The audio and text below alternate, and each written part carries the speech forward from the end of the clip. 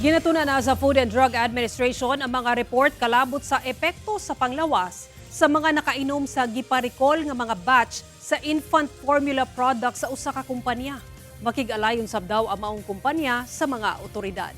Ani ang report. As of January 15, nakadawat ang Food and Drug Administration og 25 ka report kalabot sa mga giparikol nga mga batch sa infant formula product sa Nestle Philippines nga non-OptiPro ug non-Kid OptiPro.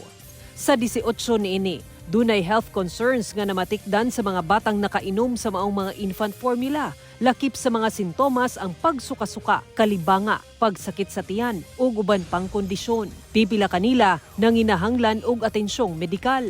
Sumala sa FDA, gina-review nila ang matag report o gina-coordinate sab sa mga hingtungdang ahensya. Nakig-alayon sab sila sa Nestle Philippines Incorporated nga gitahasang regular nga mag-report kalabot sa ginapatumang voluntary recall sa mga produkto. Gawas sa pagbantay sa kahimtang sa mga bata, giawhag sab sa FDA ang publiko nga i-report kanila ang mga insidente kalabot niini.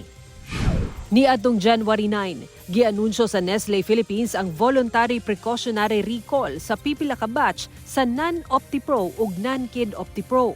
Kini tungod kay dunay na-detect nga posibleng issue sa kalidad sa usa ka ingredient gikan sa ilang leading supplier. Sumala sa website sa Nestle Global, nagpatuman sila og recall sa mga batch sa ilang mga infant formula sa kapin 60 ka nasod ug lugar nga sagad anaa sa Europa.